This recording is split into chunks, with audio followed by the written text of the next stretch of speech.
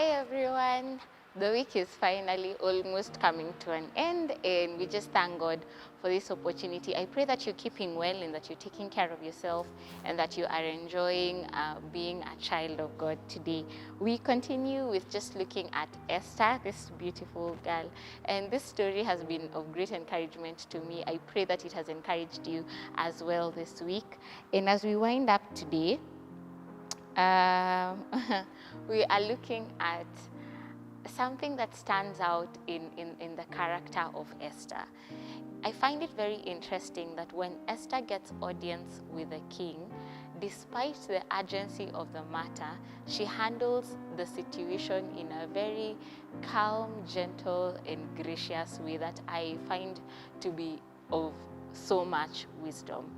So we talked about earlier this week, we talked about Esther going before the king, and this being a very serious matter, because at the time going before the king and summoned was a death sentence that one was bringing upon themselves. However, after praying and fasting, Esther gathers the courage and goes before the king. And when she gets audience with the king, I find it very interesting that she does not go straight to address the actual matter that was bothering her at the time. I don't know if you have ever looked at it and thought about it, because my thinking would be, if she has gotten this audience with the king, then use and maximize this opportunity. Make sure you have made the most out of this opportunity. But interestingly, Esther asks the king to come and join her for a banquet. I don't know about you, for me that was striking. One of the things that I learned from that is that as we go to God in prayer, in fasting, as we seek clarity from God, not only does God make a way, but he even shows you how best to reach out even to the hardest hearts that you could be dealing with.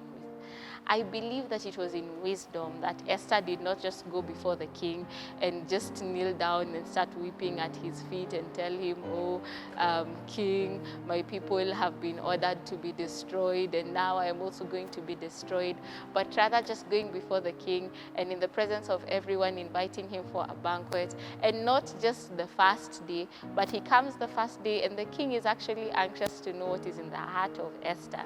And she calls him again the second day, and until up to the point where she actually tells the king what was really weighing on her heart, I see a lot of wisdom, a lot of poise, a lot of calmness in how she handles the situation. I have thought about myself in that situation, and I think right at the point where Mordecai just gave me the news of what was happening, I would probably go into a frenzy and start call the ambulance, police, this must be done.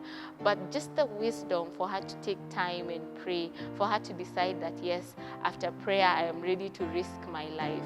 And even upon getting the opportunity to be before the king and have a word with the king, just taking her time not to quickly just shout what is on her mind and what is in her heart, and take time to just reach out to the king at his level and at the place where he was. And I appreciate that that really worked. What am I trying to say? I'm trying to say that many are the plans in the heart of a man, but the Lord establishes all of them. It is very important, even as you get news, as you get ideas, brilliant ideas, as you get opportunities, great opportunities, to go back to God and allow him to show you how best to do it. Sometimes just being easy and chilled would be the way to go. Sometimes he will require you to go over the mountain and shout at the mountaintops. Sometimes God will require you to quietly just send a letter. Sometimes he will require you to pick a horn and make the noise the loudest that there could be. Whichever method he uses, it does not matter. What matters is that you understand at the time what would be the best way God would want me to execute that which he has called me to do. Because yes, he has given you the favor, but how do you handle that opportunity that he has given you, that you may be able to bring to completion the assignment that he has given you? That is a question that keeps me awake. And I pray that today, even in the opportunities that you have, you will not be in a hurry just to do things because of what looks right in your eyes at the time, but you will actually take time and seek God and allow God to show you how best to handle whatever situation it is.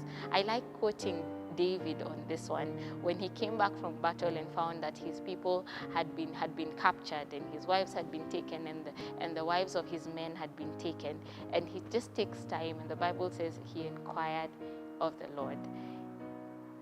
And while it seemed so obvious that he would just have to go and bring back the people that had been taken by his enemies, inquiring of the Lord gave him the yes that he needed for him to go and win and bring back the people that he and his men loved.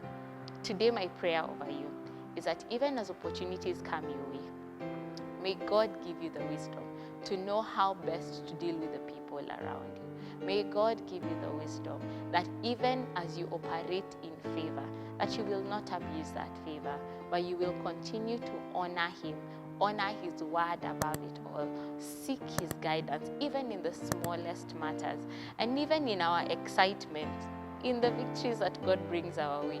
May he help you not to overtake him. My dad sometimes tells me that as Christians we have a habit of overtaking and hijacking God's plans. And maybe when God speaks and you think, now that God has spoken, I will do this, this is how I will do it. Instead of going back to him and saying, yes, this is your plan, so what is the way forward? How best do I do it? Give me wisdom to know how to handle the people who have been assigned even in this season to be a blessing to me.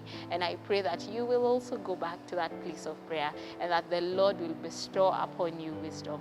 He will bestow upon you calmness, that even in the worst situations where everybody would expect you to be shouting and turning everything around and not being still, that you will still find stillness in your heart, and you will seek the Lord, and in wisdom he will make a way, not only to save you, but to save those around you for his glory.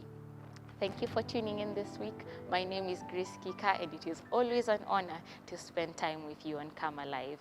Goodbye, and God bless you.